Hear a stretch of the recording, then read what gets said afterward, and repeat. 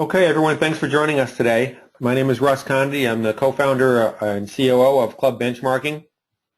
I suspect a number of you have maybe been part of these Fast Fact webinars before.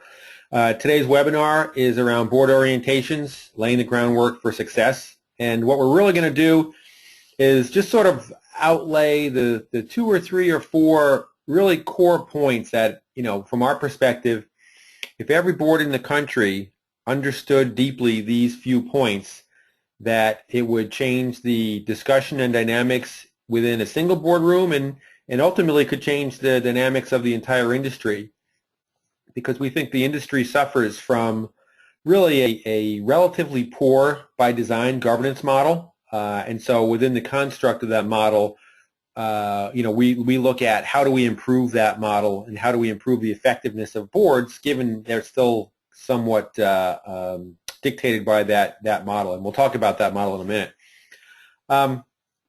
When we first started 3-4 years ago, our intent was really to kind of be the numbers guys in the industry, and we are that. We certainly supply a lot of data and a lot of key metrics and ratios that clubs really use to their benefit, and quite often use them because they're bringing them into the boardroom as a way to educate the board on what really matters and what doesn't matter. So a natural offshoot of us working with literally hundreds of clubs was our experience where we really determined that overall the club governance model in the industry is somewhat broken. It's dictated, as we'll talk about, by significant churn, probably a relatively poor nomination process, and fundamentally the folks that are in charge of governing the club really don't have all the tools and information they need to understand what's strategically important and what's tactically unimportant. And they often get those two things mixed up and spend time on tactics rather than important strategic discussions. So that a natural offshoot of us working with numbers has been us moving up into the boardroom and often through GMs and our members asking for our help to come into the boardroom and give some presentation and discussion around what are the things that really matter. So we're gonna talk about that, but we're gonna get through a little bit about governance, and then we're gonna talk about the some of the numbers behind some of these core understandings that we think every board should really have. Just a little bit about the industry in general. I do think it's very interesting. There are some unique aspects to this industry. It's a $20 billion industry, which is large, but what's interesting about this industry is it's extremely fractured. The largest player in this industry is about a $95 million club, and so you've got 4,000 or 5,000 other clubs with a median revenue of $6 million that make up the rest of the industry. Most industries that were 20 billion, you'd find a player or two that were a couple $1 billion, and then some multi-$100 million players, and it would be that kind of pyramid. This is not a pyramid structure in this industry at all. It's very flat, very, very fractured. When you think about it, one of the ramifications of that is that there are about 3,000 board members, 3,000 boards, about 33,000 board members walking around right now who are responsible for governing clubs in the industry. That's a big number, and you think about, if there's 33,000 governors, there's about 3,000 GMs that ultimately have the role, really, of trying to ensure that those 33,000 people are adding value to their individual clubs. And to make it even worse, every year, about 10,000 of that 33,000 is going to turn over. 10,000 are going to go out, 10,000 are going to come in. So that's a very challenging environment. It's not one that you would really, if you were starting with a blank sheet of paper today, I don't think you would design the governance model for clubs as it exists today, but that is where we are today, so we have to deal with that. I think part of our goal is really that moving to a fact-based governance framework is really about having a process and a science versus, maybe what we have today quite a bit, which is a popularity contest, a little bit of a contest in the boardroom. Who's the smartest person in the room? Who's just waiting to get their answer in? Who's representing their tribe or their specific agenda from within the club? It's a way quite often to push my view of how the club should be, as opposed to a shared view, our view. What's the board's view? Where is the board bringing this club? We'll talk about a little bit more about that in a minute as well. There's a great story around Augusta National and the governance model they have. They do not have a typical governance model, as some of you may know. I don't have time to go into it today, but anybody could Google it and learn a little bit more about it. But I would ask the question, if Augusta National had the same governance model that typically every other club in the country has, would Augusta National be Augusta National, and would the Masters tournament be the Masters tournament? I think I have my answer to that, but everyone can develop their own. But so it's an interesting question of, when you look at those household name of great clubs, and quite often we look at them and we see their governance model is not typical. It is designed more for stability and long-term strategic direction, rather than this high churn. And so I don't think that's uncorrelated. I think those two things have very much something to do with each other. We're not going to look at all these. Just this first quote I think is interesting, from Peter Drucker, who's really the kind of the father of management as a science. It's no easy feat to make the board of directors a real organ of the enterprise rather than a legal fiction. Yet it is one of the most important things the chief executive can do. In this case, in our industry, the chief executive is the GM, and ultimately boards can add value to the club, be effectively neutral to the club, or they can actually subtract value to the club. They can be a source of stability or a source of instability.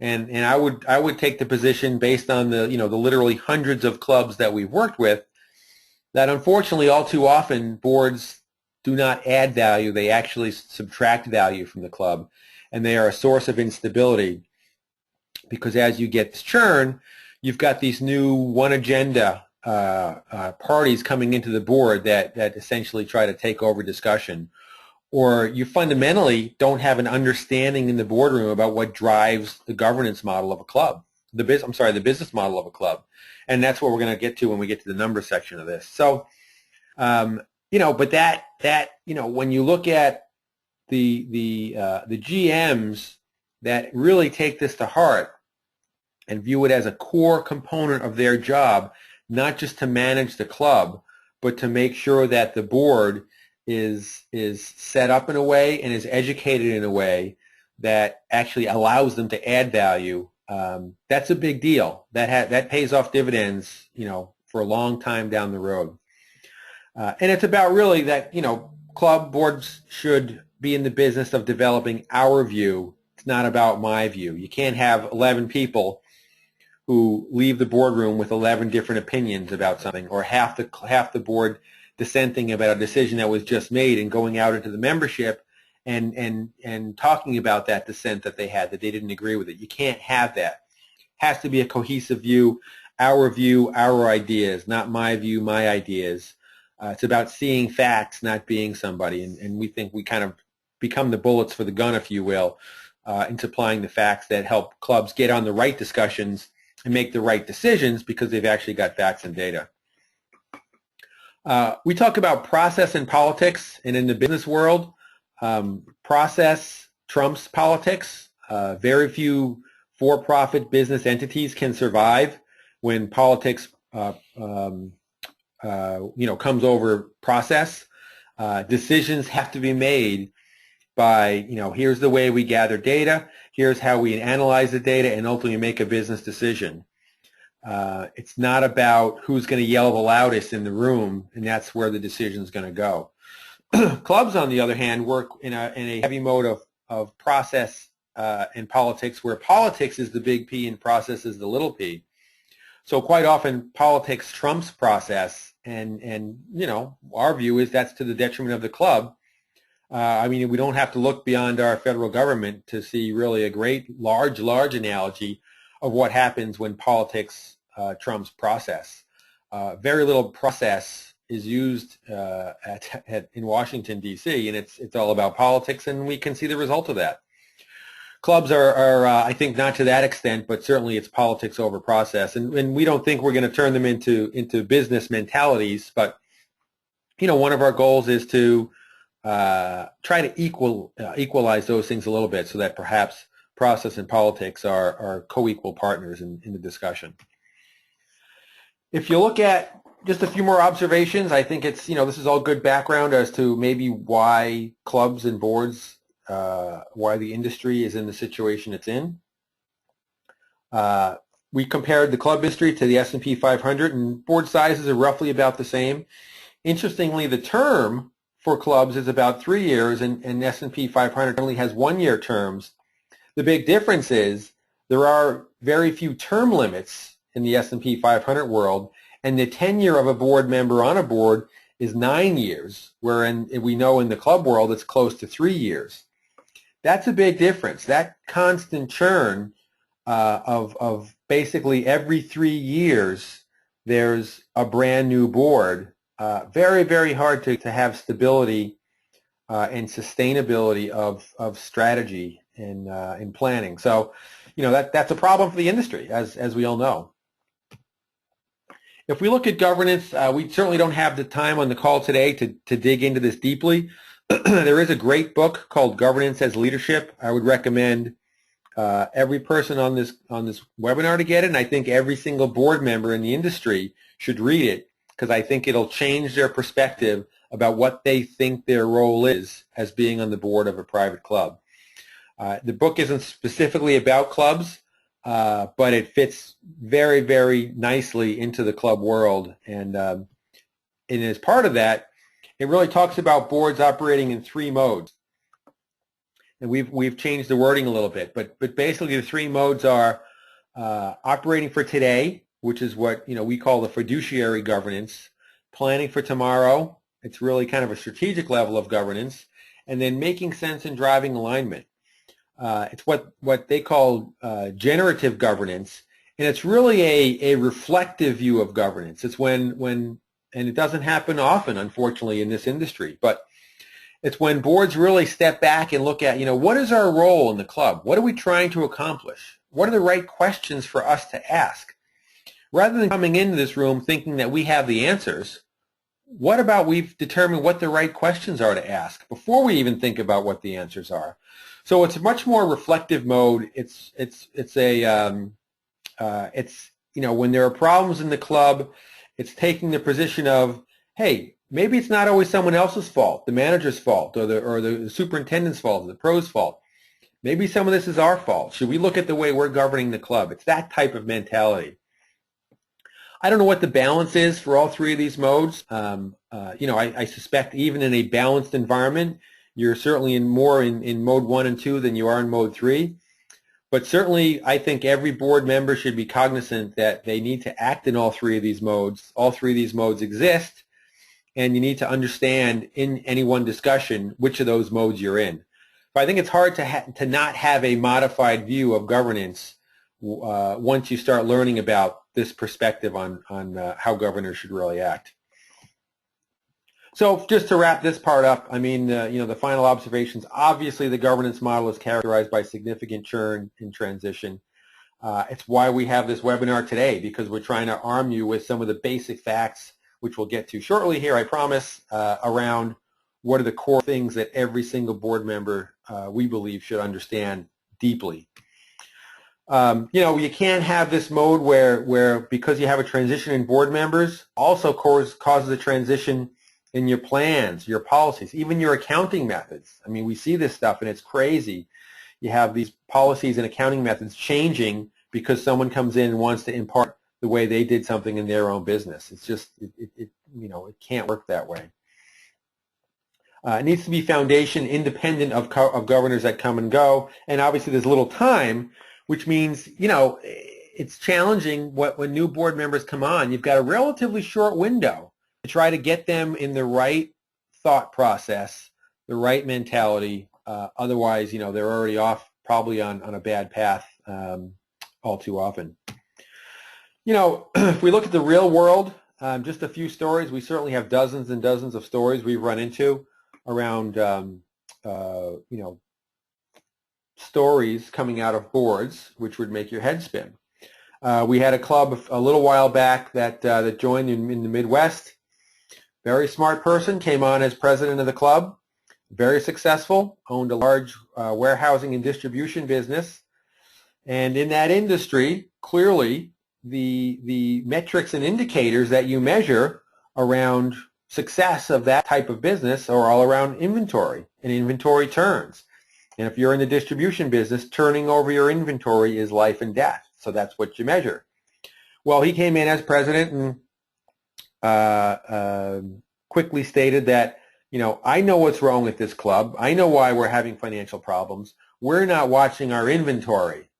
What did he do? He let his ego take over instead of saying, let me understand what this industry and this business is all about, what drives it, and then are we measuring the right things? He didn't do that. He said, I'm going to take what I did in my business and put it on top of the club business. So he literally changed the accounting procedures, so now every week the superintendent is reporting on chemical turns, the food and beverage director is reporting on food turns, and the pro is reporting on pro shop turns. Everybody on this call knows that those inventory turns have nothing to do with the financial health of a club. Doesn't mean they can be completely out of control, but by and large, those are not indicators that are going to correlate to the financial failure or success of a club. Inventory turns. It's not going to happen. And unfortunately, that imposition of business model happens quite a bit in this industry. The board member that comes in, we had another one, that says basically, I already, I'm day one on the board and I already know what needs fixing. We had a club where new treasurer came in and, the membership was getting upset because they were having significant dues increases year over year. So I said, well, I'm going to come in and my main goal is I'm lowering food costs from 40% to 38%, thinking that those 2 points are going to have a significant financial impact on the club. It has a 0.3% impact on the gross margin of the club. When we dug into, why is this discussion even being had? Well, we discovered several years earlier, the club came out from the developer with a bylaw capacity of 500 full certificate members. They decided they want to be a little more exclusive, so after a few years, they cut that to 400. So they literally chopped off 20% of their dues revenue as an opportunity. Now you had a cost structure which basically was set up under 500 members, and you've got financial strain, and so this person thinks that by lowering food costs from 40 to 38%, I'm going to help mitigate some of the dues increase that we have to do. Completely doesn't understand drivers of the club and what are the big knobs and what are the little knobs in the club. We should make money on F&B. I'm sure everybody on the phone has heard that, and we're going to talk specifically about one of the teaching points is that food and beverage is an amenity. It's not a profit center. And the sooner a board and board members realize that, the sooner you can get off those discussions and onto the important discussions. And then, the not on my watch, where a president or a GM or a treasurer says, we're not raising dues while I'm on the board. That's for sure. Not on my watch. Well, that's a person who clearly doesn't understand what drives the club, which we're going to get into in a second here. And I also think is a symptom of the disease, which I think the disease is a broken governance model in the industry. Those last two bullets are symptoms of that disease. So when you talk about what's really a good start for board members, for boards to understand about the club, there's a few things. It's really gross margin like any business, and they'll understand it. The whole idea is putting this in terms that business people will understand. I know clubs aren't strictly like businesses, but they have financials and they have, profit and loss like businesses. You just run them a little bit differently. But gross margin is what really funds the club. We're going to look at the specific numbers behind that, and it's really the dues engine of a club that powers gross margin. So if you don't have a dues engine which is putting out enough, you're not going to have a gross margin which is going to fund the club adequately. Too much energy, as we just talked about, is focused on food and beverage. We'll specifically talk about that. And then the third thing, it's often left out of the discussion or not brought up high enough in the discussion, is capital. And they're clearly, every club has predictable needs for capital. And predictable needs requires predictable inflow of capital income. And whether it's just replacement of, carpets, drapes, chairs, or it's a real renovation plan coming down the road, you have to have predictable inflow of capital to support that. And we'll talk more about that as well. So if we look at the gross margin of a club, as we say, gross margin funds the club. What we find in the industry is that the industry runs on, at the median, about a 60% gross margin. So that means 60 cents of every revenue dollar that comes in, when you net out, we use the available cash model, but we're using gross margin in this terminology. 60 cents of every revenue dollar that comes in ends up as a pile of cash that the club can use to pay for all the fixed expenses that we'll look at in a minute. And it's a pretty tight band. And like any industry, generally speaking, higher gross margin is favorable, and lower gross margin can be problematic. And these clubs that are operating down here at these high 40s, low 50s gross margins, they're going to find it almost impossible to break even. You're just not generating enough liquidity out of your revenue to fund the things you need to in an adequate manner. Interestingly, when clubs get under stress and they make the mistaken approach of saying, well, we really need more members, but for now, let's just make sure we drive members in as much as possible to spend more in food and beverage. Well, as you know, food and beverage, by and large, in the industry is a money loser. So by driving in revenue, which has no margin or even a negative margin, you actually can move yourself down the gross margin curve. You're making the problem worse. You think you have revenue, but you don't have any margin, and gross margin is what really drives it. These are just some definitions. We're going to, for all the attendees, there will be a slide deck that goes out, and these definitions will be in it, but it's just around some of the terminology I'm using. Basically, I'm using available cash and gross margin synonymously, and net available cash is really the bottom line operating result of the club. So, the gross margin is what funds the club. What do you do with the gross margin? Well, a lot of you have already seen these available cash uses pies. That's where your gross margin goes, and there's a very consistent proportionality of how clubs use their gross margin.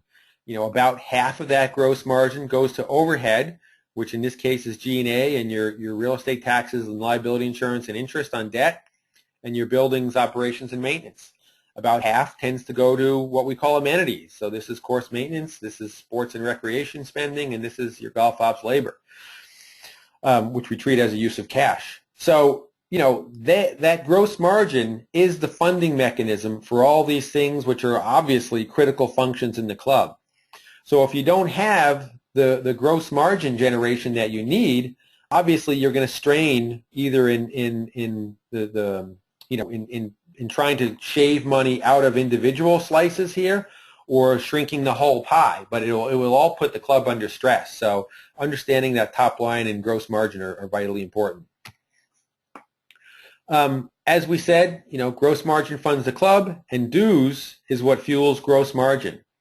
So if we look at what makes up, for the industry, a club's available cash or gross margin, we see by and large about 80% of gross margin for the club comes from dues. So if you don't have a healthy dues engine, you're likely not going to have a healthy gross margin. While you can get a little bit of benefit out of things like guest green fees and cart fees, by and large, you're still not going to make up for a weak dues engine.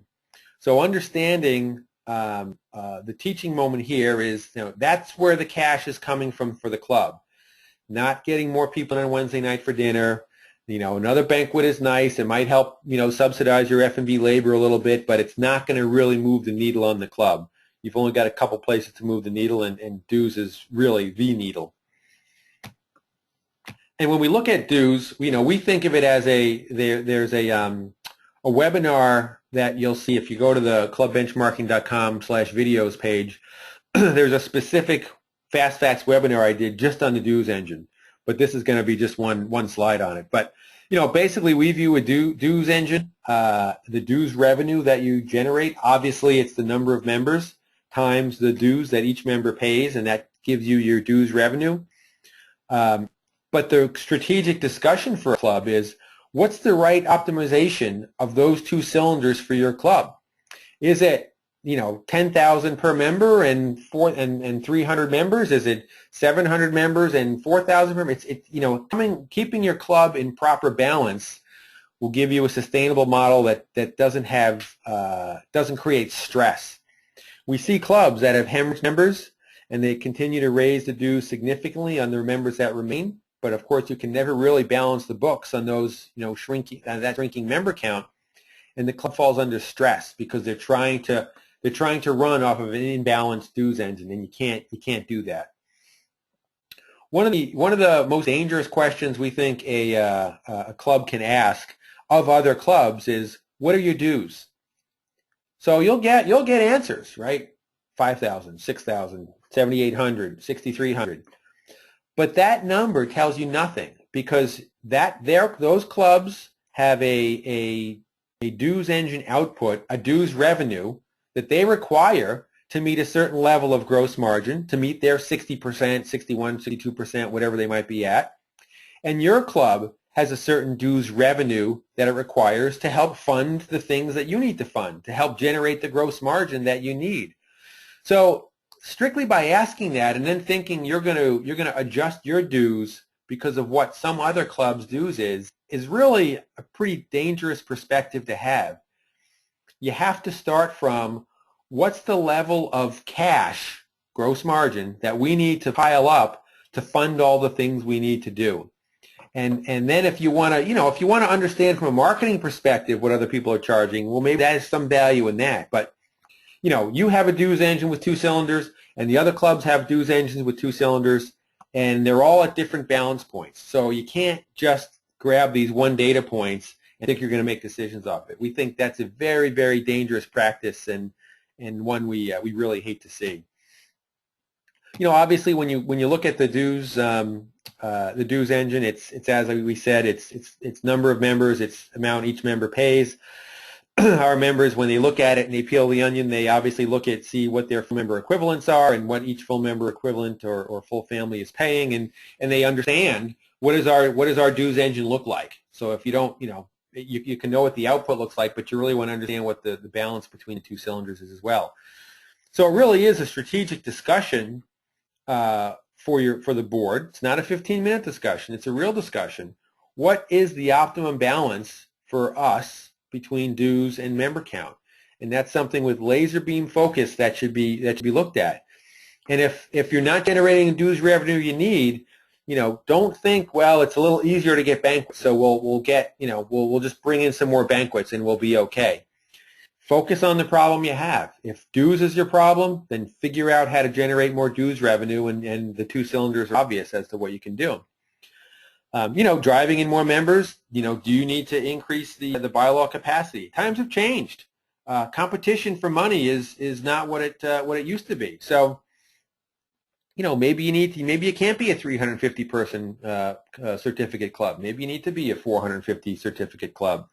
Obviously, regular dues increases. We're big fans of increasing dues every year. We think membership should be trained to expect a dues increase every year. It might be 1%, it might be 3%, but that's a different discussion to have than, are we going to have a dues increase or not, and the politics around that. There's politics around do we increase dues or not.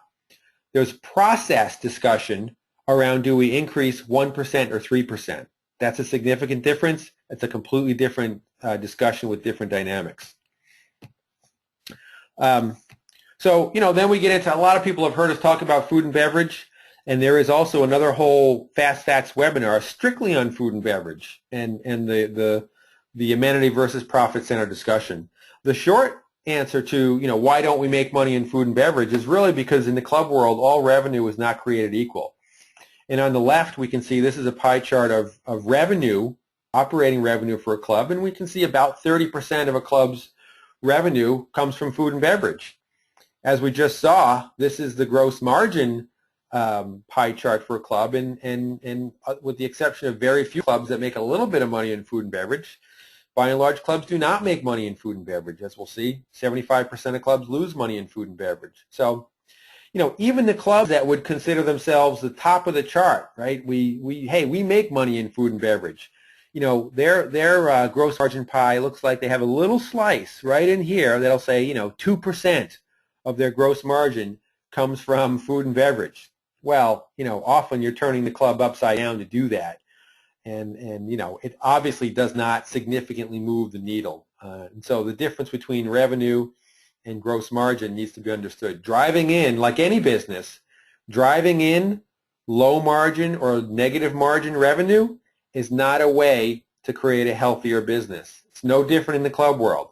You want to drive in high margin, which is dues, maybe guest green fees, maybe cart fees, and support your low margin business, but support it as an amenity, right? Food and beverage is an amenity. Your fitness center, right, is an amenity. You don't expect to make money out of your fitness center, by and large. Clubs don't. Same thing. And so, we look at food and beverage here two ways, but ultimately this is about establishing the proper expectations. And the board, when they understand this, I think it changes the discussion around food and beverage and gets away from the discussions of, why did we have, the variances of why did our cost of food go up 2 points from last month? Why did we do, I don't know, 200 covers fewer, whatever it might be. But, you can see F&B net income as a percentage of F&B revenue.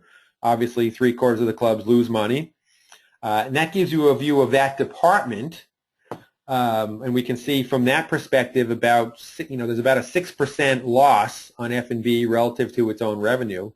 We think the better way to look at F&B is how does it impact, what's the context to the entire club? So we look at the result of F&B relative to the gross margin or available cash of the club.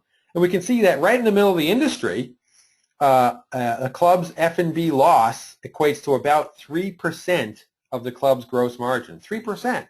Yet you've got boards all around the country spending half their time talking about it. And there's a large, diversity of where clubs can end up. There are some clubs that are down here at 10-15% of their gross margin equates to what their F&B loss is. Now, if you're generating an operating deficit, that's probably a problem. But if you're generating an operational break-even or surplus, and your business model is structured such that you've got the margin to afford an F&B loss that equates to 10 to 15% of your available cash, that's fine. But you want to look at all these key data points in context, not just one data point which doesn't tell you anything, or a department level focus as opposed to a club level focus. So it's a critical understanding, and the amenity versus profit center mindset is very critical and has a big impact on discussion in the boardroom. So anyway, understand your F&B is an amenity, not a profit center. And if you do have a weak dues engine, you're not going to cook your way out of that problem. You need to focus on the problem you have if your problem is more dues. F&B clearly plays an important role in the club, no doubt, as a social atmosphere, but it's not a cash generator for the club. Finally, capital. Capital, it's maybe a tortured analogy, but if dues is the club's blood flow, right? It keeps it running. It's the daily operation of the club. It's the people you see. It's the lights. It's the fertilizer got on the course, et cetera, et cetera. Capital is really the skeleton of the club.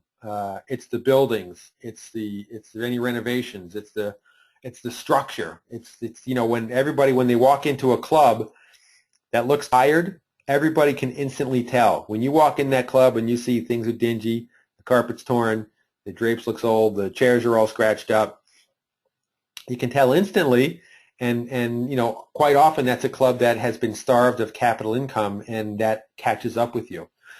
So, we look at capital income. What we basically do is we take the operational result of a club, which can be positive or negative, and then we add in, well, what were your initiation fees? What was any other capital income or investment income? And we pull out your lease payments, which we treat as a capital flow. And then we size that amount of money that was brought in relative to the overall size of the club. And so at the median of the industry, clubs generate monies available for either capital investment or debt reduction at the rate of about 9% of the club's operating revenue. Now, obviously, it's not coming from operating revenue, but we just size it that way because, obviously, the bigger the club, the more capital it tends to need to keep itself healthy looking. And so we just do it as a ratio of one to the other.